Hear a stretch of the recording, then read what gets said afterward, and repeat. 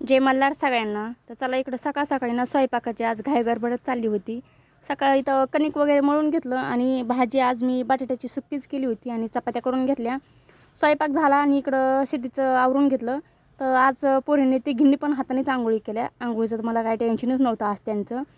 तर सिद्धीची आंघोळ झाली, तिचं आवरून दिलं, ती शाळेत गेली. मग ह्या दोघींचं आवरलं, इकडं श्राद्धाचं आवरून घेतलं. रिद्धीची आंघोळ झाली, ती तर रिद्धीचं आवरून घेतलं.